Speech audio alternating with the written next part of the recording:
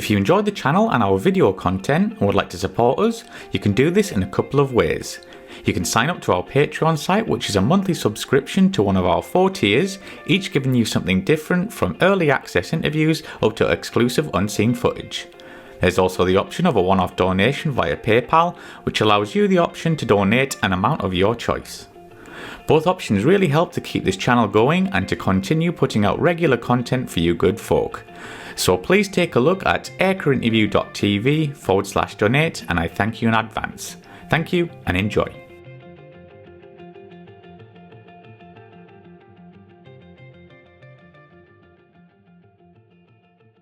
So we are with Louis Skupien here from the Talk 4 podcast. So Louis, can you tell us how you became interested in aviation? Oh, Mike. Well, first of all, before I get into that, I just want to say a huge thanks for lending me the opportunity to come on the show. It's a true honor, and I can't wait to share just a little bit of my experience and everything with fine people listening in today. So, how did I get interested in aviation? That's a great question. So, I think this started probably with my granddad. So, he was a commander in the police force, and I know from speaking to him and the stuff I've heard that he was enthralled with aviation. So, in his study on the walls, there were pictures of the Spitfire. There were models of the Spitfire, which now live in my room. Unfortunately, he passed away, and those came to my room. But the passion for aviation certainly came from him. He was, like I said, absolutely fascinated by the planes of that time and the Warbirds and the Spitfire, the Mustang, things like that. And he had, I think, probably one of the very first simulators. So he had the joystick on his desk, and every time I came over to him, went over to Hampshire as a young kid, we would essentially play those games together in his study. And I think that's where those initial things kind of came from. Then getting into kind of being a slightly older kid, I think I actually had a few models too. So some die-cast models of different jets. And I have no idea how I got there, but there was a Blue Angels jet among them too. And I only found that out, many, many years later. But after that, kind of lost that passion for aviation slightly as tennis took over my life professionally, and it got uncovered again during the time when Top Gun Maverick came out. So I watched that movie, knew straight away that I wanted to have a Top Gun pilot on the podcast. I'd started a few months before that, and then incredibly, that pilot actually invited me to go and fly in his fighter jet, an L-39 Albatross, and doing the high G maneuvers and low flying and all sorts of a Top Gun graduate pilot, just ripping it around in Miami, in Florida, just completely sold me on the industry. And I knew that was what I wanted to do. And I've been seeking projects like that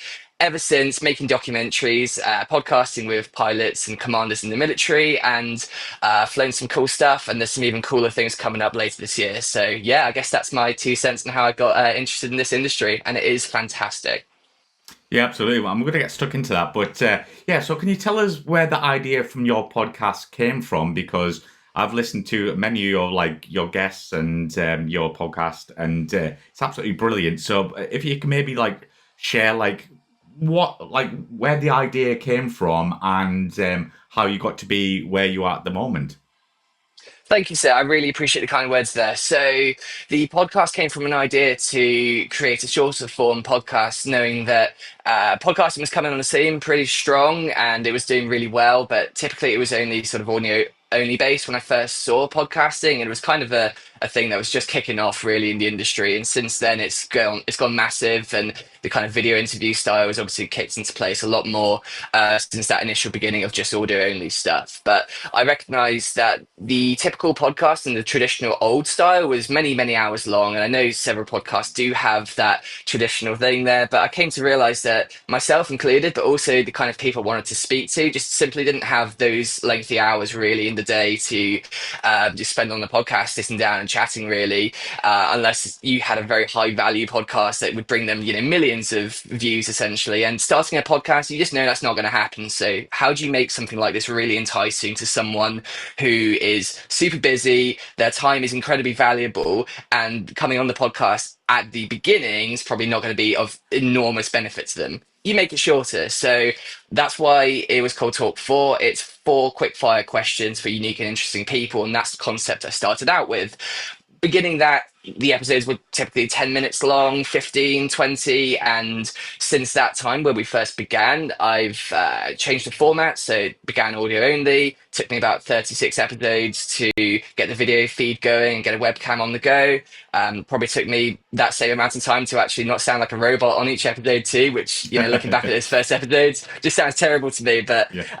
and nowadays too, the conversation is much more flowy. It goes a lot longer form with especially the people from the military and aviation. So we go typically, around an hour nowadays, and those conversations are super impactful. And although I do keep on with the sticky notes and a script of questions to read off sometimes, I barely even look at it anymore because the conversations and the passion for what I'm talking about with these people is just super apparent. So that's kind of where it started from, a small concept, and it's evolved and grown over time. And now we're 148 episodes in. I just filmed that 148th one about half an hour ago, and it was great. It was really good.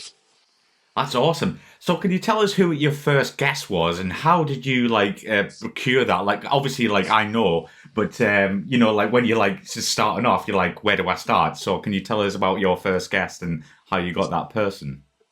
Definitely, some really great lessons to pick up from on this one actually too, and just in terms of like getting started with anything like this or in life, just starting out an adventure of any sort, really. So, had no prior experience podcasting. Pretty awkward in many ways too. Didn't really know what to say and stuff. So Yeah. everything I was going to do would have been based on a script. But I knew I had this idea, and I bought the mic and wanted to make it work basically. So unfortunately, didn't get a first guest for a little while I was still dealing with that concept and trying to figure out how to begin this thing. Like, do I do the talking? Do I try and get a guest on? Who the hell is going to speak to me? Kind of a thing. And actually, it came from a nice gesture. So someone I was following, his name is T Mac, Pat McNamara. He's quite famous in Instagram in the military community, just over 500,000 followers, and just a really great guy. And one of the posts he made, I thought was really impactful. I liked what he said. I reshared it, tagged him, and I said, "Hey guys, like you got to go follow T Mac. This is brilliant." And I totally didn't anticipate he would even see it or get back to me because this guy's kind of a celebrity in my mind. Mhm. Anyway, so he sees it, replies to the story that I put out, and says, like a huge thanks for that, for that reshare and for the support, basically. And at that point, I kind of saw that maybe there's an opportunity there, and I thought, hey, you're never going to get a chance like this again.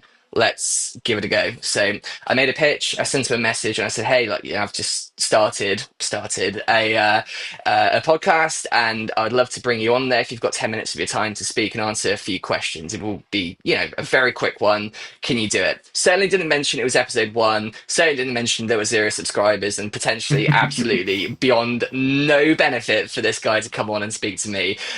So I avoided that part and made a great pitch to him, and he was kind enough to say yes. And we went from there. So we scheduled it in, and actually, it's a funny story in itself. But of the night of that podcast, we had a power cut actually 10 minutes before the episode. So there's me Oh. prepared 2 hours before it, everything ready to go, and then we get that power cut a few minutes before it, and we're running around trying to fix circuit breakers before this guy, this big shark with 500,000 followers comes on to the show for episode one, and we managed to get the Wi-Fi back on, but no lights. So there's me, episode one, torch in one hand, script in the other, talking to this guy with 500,000 followers, and here I am today, doing episode 148 of the podcast. And actually, I brought him back on for episode 102, and we had a good laugh about all of it. So yeah, that was the first guest. There you go. That's awesome. So obviously, like looking at your podcast and your YouTube channel, you delve into many subjects as well. Like, so you'll get like a CEO on or a pilot. Is that just because you're interested, or is that because like you think like what the audience want to watch? Yeah, so that's an interesting question. So, what I did at the beginning of the podcast was I didn't have an industry that I was looking to go into specifically. So, I Right. wasn't aiming to go into the military or aviation or entrepreneurship or business. I didn't want to limit myself to that. So, you've got to weigh up one of two things there. Are you going to be focused and go for a certain industry or group of people where you might actually resonate with a certain small group and targeted impressions better? Or are you going to stay broad, not limit yourself to it, and but potentially be, spread a bit thin potentially? And I chose that option because I wanted to be able to speak to whoever. And at that point, really, it was a case of just who the hell can I get on to speak about whatever and Mhm. go from there, really. So, Yeah, so in terms of like the stuff that I talk about, I'd say I've really gone with the things I'm passionate about, and I think that makes a massive difference. When you know what you're talking about, you have no reason to be nervous because you just know the industry, you know what you're asking, and you don't Of have course. any of that grey area where they can catch you out, really. So I typically stood and went with the things I was really interested in. So TV shows at the time, so actors or businesses or Undercover Billionaire, that TV show, reached out to all the people who were on that and used things like the after credits scene, where you have the names rolling, went and picked those names out, paused it there, went on Instagram, searched for these people and sent them a message, that kind of a thing, just to get those initial few guests on the show. Nowadays, if you go on the show, you'll recognize that it's obviously very military based, very aviation based, and I have a lot of commanders and commanding officers and command chiefs on the show. The reason for that, number one, is typically it does obviously help me building rapport with the Air Force and the Navy to do my next projects. But the real reason is that I've generally found that people in aviation, in the highest levels, like the Blue Angels, Thunderbirds, Red Arrows, people like this, their level of professionalism, their high performance culture, and the way that they conduct themselves, and they also approach training and things like the debrief and pre-brief, they are the best lessons that can also be applied and copy and pasted outside of just aviation and put into the world of business and sports and personal life. So generally have absolutely found that these people have been the most impactful episodes I've spoken on, and the best people I've spoken to. So that's why I'm quite focused on that at the moment. But yeah, so I don't want to limit it to anything, but right now I'm pretty focused on those great people who are in aviation. Yeah, absolutely. And obviously, you've had some amazing guests, but do you have like a sort of like dream guest or dream subject that you'd like to like do an episode on? You know what? I think I'm getting there now. So I had an initial list of things I wanted to do. So that was like a C-130 pilot or a nuclear submarine commander or someone in the Navy SEALs, like anyone in the Navy SEALs. Nowadays that's changed a bit. So I spoke to the commanding officer or the commander of the Navy SEALs. I've spoken to commanders of nuclear subs, several commanders of different aircraft carriers. So that list has kind of almost been and gone. In terms of dream guests, I would love to speak to some of the people from NASA and bring an astronaut on the show, and I'm getting close to that. So I spoke very only a few days ago to Mark Heresich, who Yeah. was the manager of the Orion program. Really great guy. But in terms of like just people I would love to have on the show, I feel like Glenn Powell and I would have a great conversation because man, beyond Oh, just that'd being a be Top Gun awesome, mate. Maverick, that Yeah. guy is so Yeah. interested in his aviation. I just think we would hit it off, like have a great chat. And the other thing too, I'm sure we'll get into it, but we actually flew in the same seat with the same pilot, with the Patriots jet team, the number five jet there. So that's what he trained in for Top Gun Maverick, and I went in that same jet, the same seat as him, with Intake, the pilot. So I feel like we'd have a bit of a laugh about that one too and share some experiences. So I'd love to bring Glenn Powell on the show, and then if that could lead to Tom Cruise, then I think we're laughing. Yeah. And do you think you'll get Glenn? I think he'd be up for it, like for a bit of a chat, because obviously, yeah, as you say, like he loves aviation. I think that could happen. I foresee that happening in the future. Again, it's just one of those things. There's that old expression that everyone has a price. I think that it's the same here. So everyone who is out there, for an interview, they've all got a price, and that's usually going to be in the impact and the value to them. So what's their investment of time versus what they're going to get out of it. So as the show continues to grow and as the following continues to grow around it and stuff, that just keeps getting more and more impactful and valuable to these people. So whether I get lucky and get it earlier than most people usually do with someone high profile like that, God only knows. But I know that somewhere down the line, I'm almost absolutely certain it's going to happen. So it's more of a question of when, I'm pretty sure. Yeah, absolutely. So let's talk about some of your, like the cool things you've done. You mentioned, going the LL 59, and also you flew with the Rebel helicopter. Can you talk us through that, Louis? Absolutely, yeah. So that initial flight was with Matthew Wiz Buckley from the No Fallen Heroes Foundation, and yeah, so he has an L-39 Albatross fighter jet, and it's part of the foundation. He actually has a couple of them. It's a really nice trainer aircraft from Czechoslovakia, obviously in the military in kind of countries like Latvia, where I was just at recently with the Baltic Bees, but typically converted to a trainer and demilitarized now for typically for experienced flights, actually in training within the kind of context of civilian flights, getting that first fighter pilot experience, or in fact people getting trained up. So companies like some of the contractors who do adversary training, they use the Yeah. L-39 too as a training aircraft. So yeah, it's a really nice bit of kit. We got out in that first time, and yeah, we pulled a whole lot of G's, did all the dogfight maneuvers, and we did some Nice. really low flying, just feet over the river, very near to Pahokee in the Everglades of Miami. So actually, it was quite funny. Having never done anything other than commercial jet flying before, my eyes were just wide, and we were flying, maybe 5, 10 feet Yeah. above the water and going past boats, yeah, almost 300, 400 miles an hour. And we can see the people waving, and they're like little fishing boats and stuff too that, you could make Oh, out their fishing rods, and their expressions were just hilarious, man. So we had a whole lot of fun doing that. And like I said, actually in the video I made about it, I think we scared a whole lot of fish that day. But interesting, you can see the all the alligators in the water too, oh, could and you really? just oh my god, yeah, you can see everything. And it was just full of them. And actually, we had to pull up at one point to avoid a power line, so we were going so low over the river. Yeah, you would have hit a telephone line basically, and so that was a whole lot of fun. And as you can imagine, someone who like sports and adrenaline and competition and anything fun like that.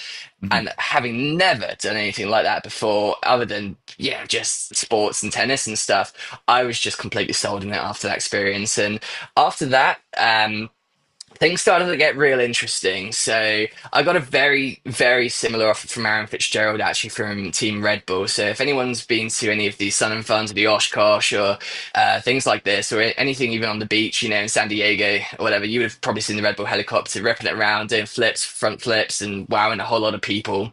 And at the end of the podcast with him as well, he actually made that invite too and said, "Hey, come out to California, LA, and come jump in the Red Bull helicopter with me and film a video." So you can't turn an offer like that Oh down yeah, of course. ever.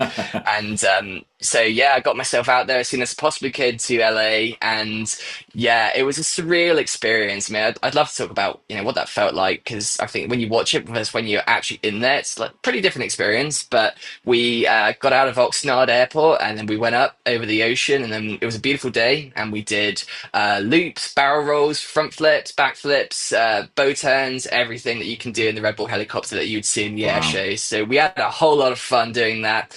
And I think after that experience, I was just so sold, but also like, hey, you know what? This isn't just that what everyone's saying. This isn't just a one in a lifetime opportunity. This is actually something that seems to be happening a couple of times now. So why don't I make a few offers and start outreaching rather than letting them come to me and see what's Mhm. possible? And then that led to several more things. So flying in a T6, the extra 330, then skydive with the Red Devils parachute display team, and most recently, that led to flying formation with the Patriots jet team and the Baltic Beach jet team with multiple jets, super close, just feet apart, and filmed some great videos of them, and obviously the F-22 Raptor demo team. So, and that's just the beginning. There's a whole lot of great stuff on the horizon for this year. A lot of approvals and a lot of painful processes with public affairs, but those experiences are going to lead to some really cool stuff, and I cannot wait to share more about it.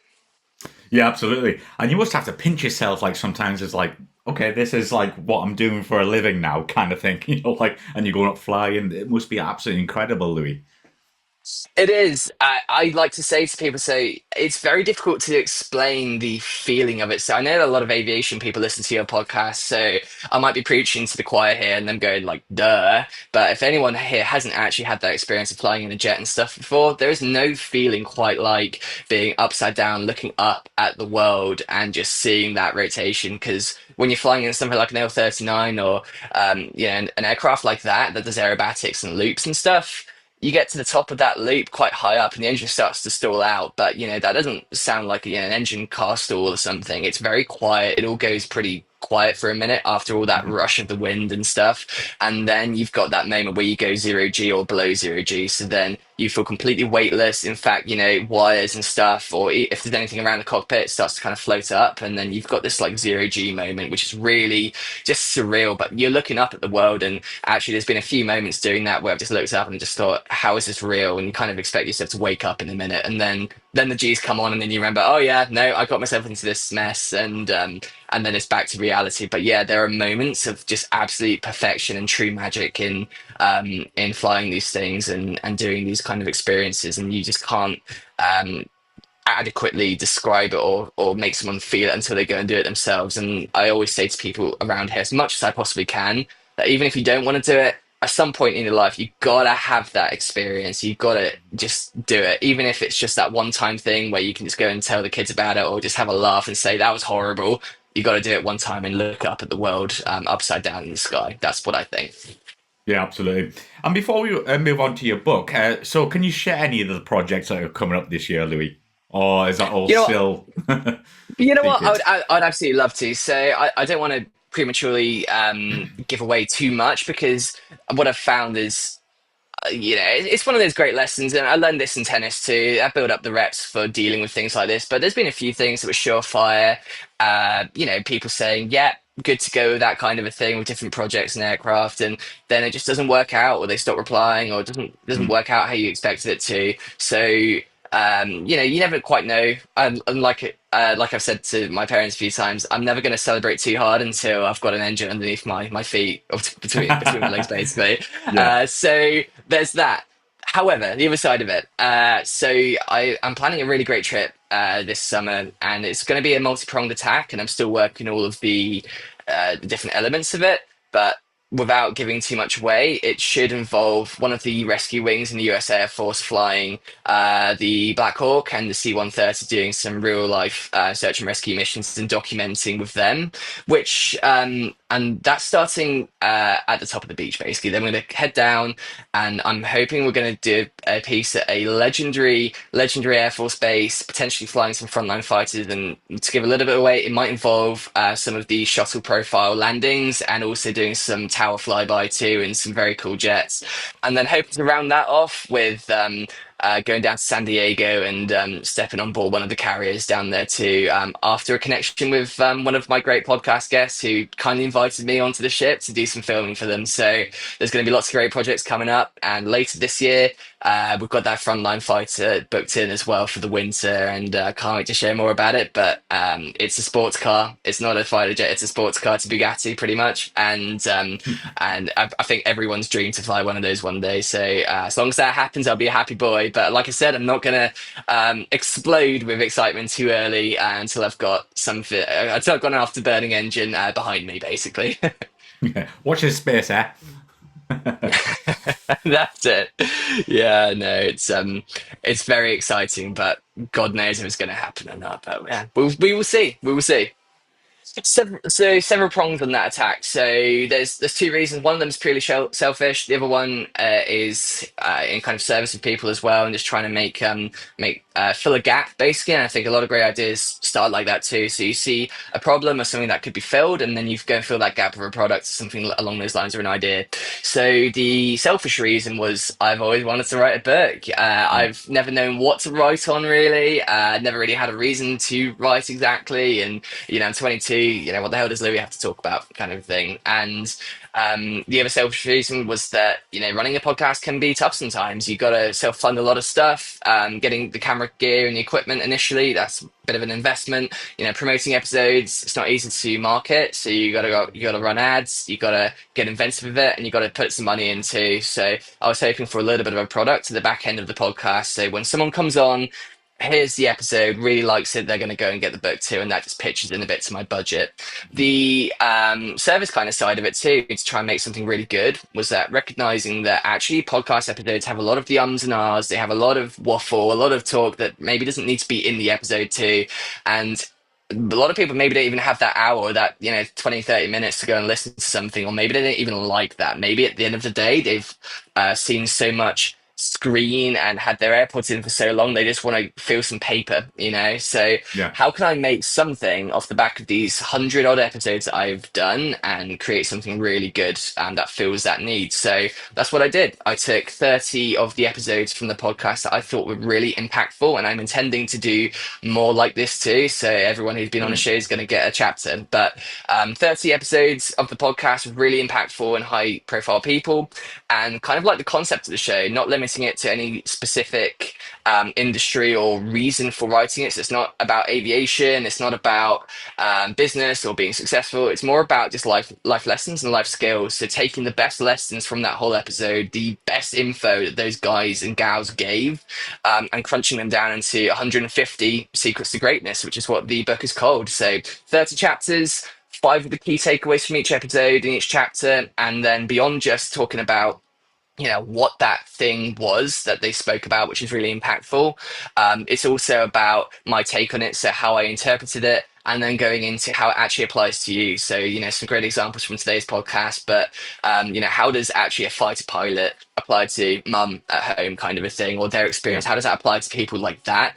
And actually, you need a bit of help sometimes to draw the parallels between the advice that you're hearing and actually how you can apply it and turn it into something actionable. So that's what it does. So then it asks you those questions, reflection things, so points of reflection where you can then go, okay, so if I ask myself this or note down exactly what I'm struggling with this, and then go and find a way to employ or apply those lessons from there, and then start to look at the key lessons and takeaways from it too, I can actually then benefit rather than just doing a head nod and saying, "Oh yeah, well that sounded great," or "That Yeah. really inspired me," or "That was motivational," which is what a lot of people do. They see the quotes on Instagram, or they hear a podcast, or they read a book or something, and they think, "Hey, yeah, that was great, really good advice." But actually, what are they taking away from it? And how many things out of that whole read or listen or watch are you actually going to benefit from? So that's kind of what Mm. the book tries to do. It tries to go, crunching down the wisdom and the expertise of these guests from the podcast, and then goes into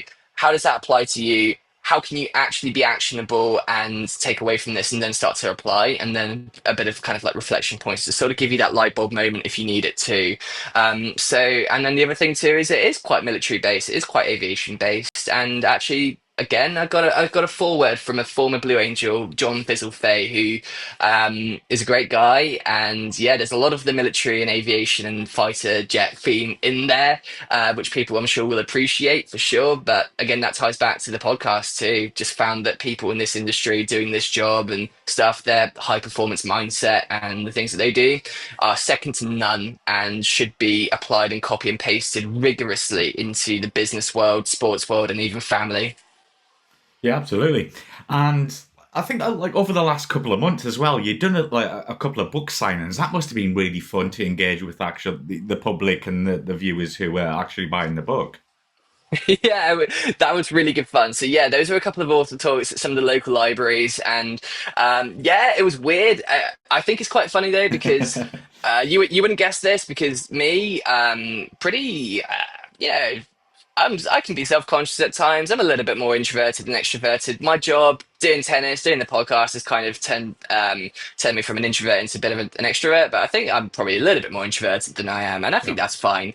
However, that also does come with some of those anxiety points and stuff. And I would have said, if you asked me a year ago, a year and a half ago, what's Louis' greatest nightmare? Would have been two things. It would have been jumping out of a plane, doing a skydive, and doing public speaking. So I've gone and done both those things, Yeah. and I'm just like, okay, I've got nothing left to fear. I can do all this stuff. It's Yeah. I've fine. got it. But yeah, actually having people there sitting in front of you, beyond just kind of like turning on a phone or listening to a podcast or anything, actually having that experience of having people show up for you to listen to you and stuff is really humbling. And actually, some of the feedback I got from those people and the things they said, just super, super, like I said, humbling and a real honor actually just to speak to those people. And the fact that they'd buy a book from me as a 22-year-old in Somerset who's made a kind of a living out of filming aircraft and doing experiences and making podcasts and stuff. I think that's surreal, and it's always going to be a pinch me moment. But I'm just, like the Blue Angel would say, just super glad to be here and share some of that, and I'm glad it's been impactful for people. Yeah, I don't know if you get the same kind of thing. So, like, if I interview a fighter pilot or whatever, I'll be like, Dad, I'll message my dad and be like, oh, I've just interviewed this person. You know what I mean? Like you get that like kind of proud moment. Do you get that as well?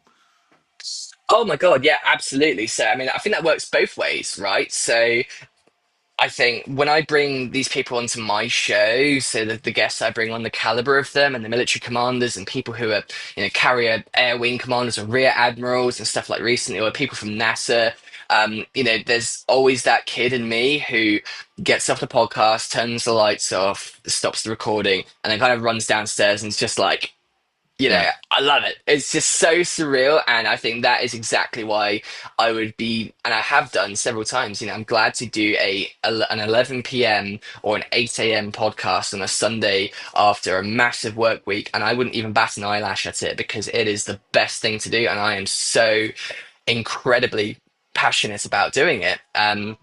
So it never gets old to me, and I will always be just that kid who thinks, well, you know what, if Glenn Powell comes on the show like we talked about earlier, I would just be ecstatic and I feel like a big kid doing, a lot of stuff like this. And then there's the other side of it too. So things like the author talk, or sometimes you get a message from people, or you get a comment or whatever on the podcast, and they might say, hey, like really great episode, or I found this really inspiring or impactful, or even in some of these author talks, one of the people said, hey, I'd love you to sign it to this person because she has had a really rough time over the last few years. And I feel like the things you just said and the messages in the book from these people that could help her turn things around. And I think that's what it's all about, So it's nice to look at the absolutely. numbers Yeah. and the thousands of followers on Instagram and subscribers on YouTube and stuff, and the people who listen to the podcast. That's all great, but I think the most humbling and the best moments really are those individual ones like that, where you just see the impact it's had. And if you can just change one life or one person's day and make it just a little bit better, Absolutely. Yeah. it will be worth it. So I'd be glad to spend the hours on the podcast, editing it, making it, promoting it, as long as it could just change or help one person's day and life out. That would be worth it to me. And it seems like it's doing that. So humbling on both ends of the spectrum, that's for sure. Yeah, absolutely. I get the same kind of feeling. So sometimes I'll get like a comment and someone's having a really down day and they're like, this interview's helped me. So you just feel like you've done a small part, you're helping someone out, and it's just like, okay, that makes it worthwhile. So I'm guessing you feel the same. Oh my God. Yeah, it's so nice to be able to do that. And I think that's what it's all about.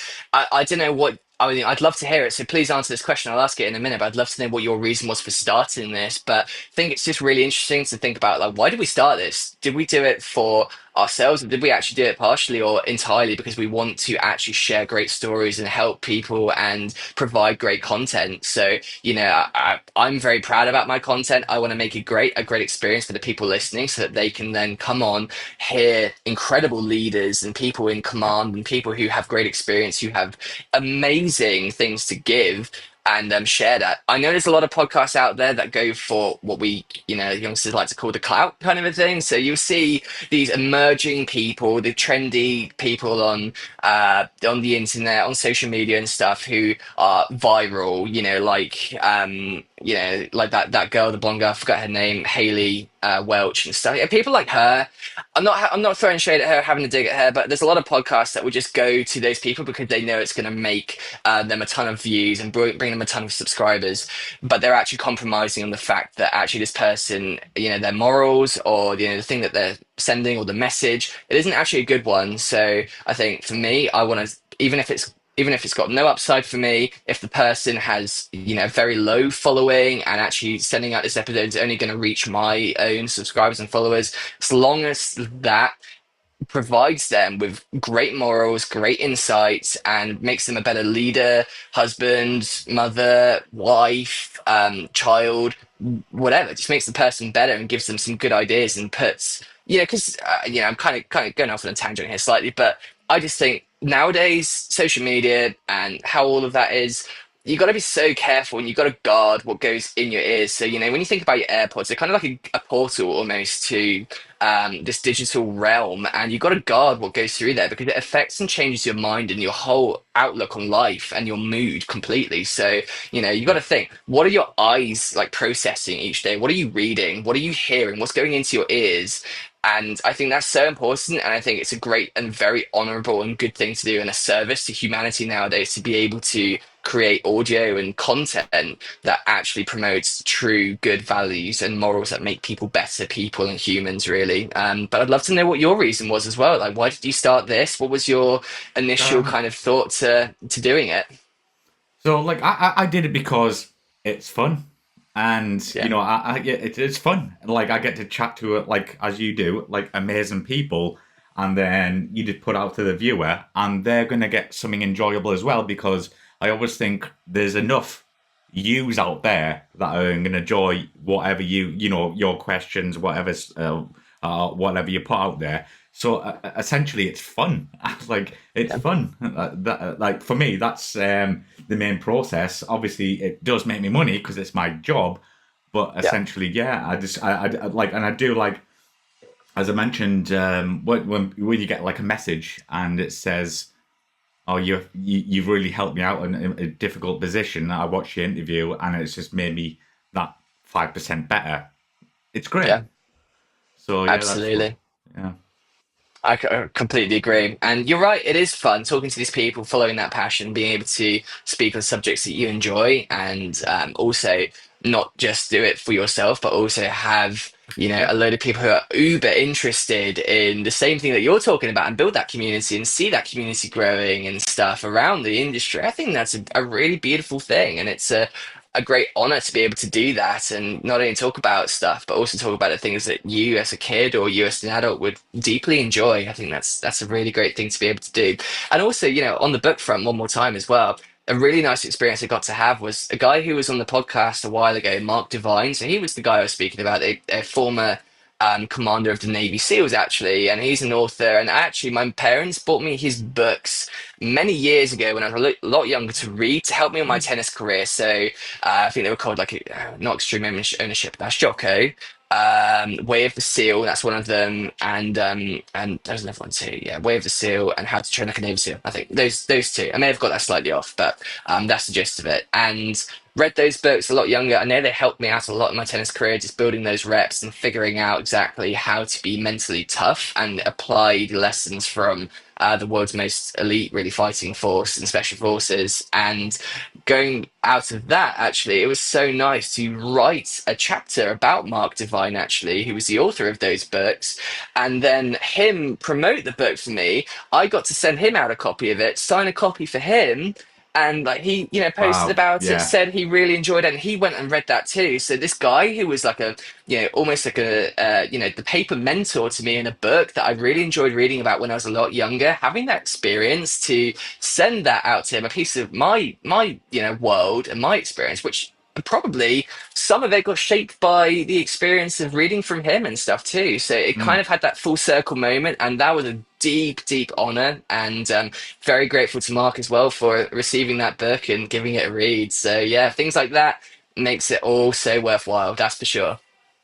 Yeah, absolutely. And Louis, you're definitely going to go far in life. Like you're 22 years old, which is mental to me. Like, and you're going to go far. You're doing some great stuff. But yeah, where can we find you online? Where your books are? Instagram, anything like that, Twitter. Well, the nice thing is, I have a kind of a unique name, so it's Louis Skupien, and that's not taken by anyone else. So that's pretty simple. It's at Louis Skupien on everything. So it's the YouTube channel is on there where I put out the documentaries on my flight projects and the air wings and stuff that I've got coming up. They're all going to air on YouTube. The podcast is called Talk Four Podcast with the number four at the end of it. So that goes out on Spotify, Apple Podcasts, and just everywhere where cool kids find podcasts, really. And social media front, I'm super active on Instagram. I post all the kind of short clips and stuff from there too. So that's at Louis Skupian, and the book and stuff. That's all available on Amazon, and there's loads of info on my website, which is also just Louis Skupian. Um, and yeah, I think that's my shameless plug, really. Like I like to say on my show. But if I was to direct anyone to anything, I know you guys are obviously super passionate about aviation, and I mean, it's the air crew interview after all. So I would love people to go and check out my recent video, either with the F-22 Raptor demo team about the F-22 on my channel, or the Brilliant Patriots Jet video. Team project. So I made a great video doing a formation flight with the 6th jets with the Patriots jet team on a pre-air show practice, and made a whole piece about the team, the culture, the history, and everything they serve and they're looking to do with the team and the kids are trying to inspire. And we made this great project. It's about 12 minutes long. And I honestly, if there's one thing I'd like people to do, it's just go and watch that. And if you feel like contributing a bit too, then honestly, yeah, just go and grab a copy of the book. It's really great. And don't be afraid to reach out too. I love speaking to people, and it kind of lights up my day, and I'll always have time for people who reply to the stories, or talk about any of my posts, or even just want to have a chat about aviation and military aircraft and jets. I've always got a reply in store for those guys and gals, and yeah, please do reach out if you want to. But yeah, that's my shameless plug, man. Yeah, absolutely, and I think it's great. Obviously, you're quite big on social media and stuff like that, and the fact that you can reply to someone that makes a big difference as well. Like, if someone messages me, I try and get back to them as soon as possible, and I think you're doing that as well. Yeah, well, I think I'm 22 and my thumbs work fast. I'm in that generation of kids that can just type like crazy. So, Why eat a burger? oftentimes, sometimes, yeah, that's it. Oftentimes, someone will send me a message, and I'll get back to them in a few seconds, and then they'll be like, "Did you even read what I wrote you?" And I'd be like, "Yeah, I read it twice, and then I got back to it and I replied, three times of three different concepts." So, yeah, I love to get back to people and speak about passion projects and things like this too. And honestly, even just a bit of feedback on any of the stuff I'm doing is great.